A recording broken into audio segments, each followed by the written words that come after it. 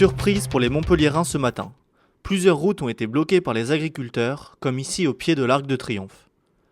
Objectif pour les agriculteurs, revendiquer leurs droits entre vote du Mercosur, excès de normes et difficultés financières. Il y a une manifestation tranquille, pacifiste. On s'est posé devant la préfecture, on a rencontré la nouvelle préfète parce que vous le savez, le contexte économique actuellement est très dur pour l'agriculture et l'agriculture n'est pas conçue, n'est pas prise en compte, si ce n'est dans des annonces, mais pas forcément dans les faits. C'est-à-dire qu'on dénonce ce double langage. L'agriculture est normalement une force économique.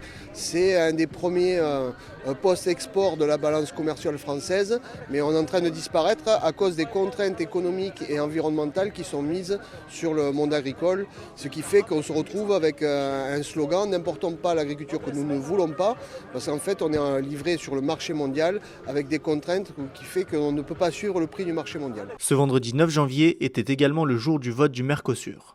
Un accord largement approuvé par les 27 pays membres de l'Union européenne, malgré le vote contre de la France. Le Mercosur sur le vin, c'est pas problématique forcément, c'est plutôt une bonne chose.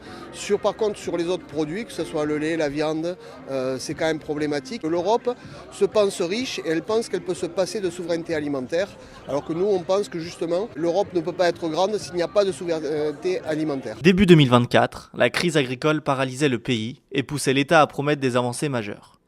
2 ans plus tard, les agriculteurs dénoncent des engagements non tenus et des promesses restées sans suite. Non, on ne se sent pas entendu. C'est-à-dire que, comme je vous le disais tout à l'heure, beaucoup d'annonces, peu d'actes concrets. Le registre phyto, par exemple, a été repoussé et les services de l'État en ont profité pour rajouter 17 lignes à remplir sur un traitement, alors qu'aujourd'hui, avec 6 lignes, ça suffit largement. Chantal Mochet, préfète de l'Hérault, a reçu les agriculteurs ce vendredi matin et devrait relayer leur message. On va voir les annonces qu'il y a ce soir par le Premier ministre, mais globalement, on est parti pour être dans la durée. Faisant face à des normes administratives excessives et des revenus dérisoires, le nombre d'exploitations est en berne, menaçant la souveraineté alimentaire du pays.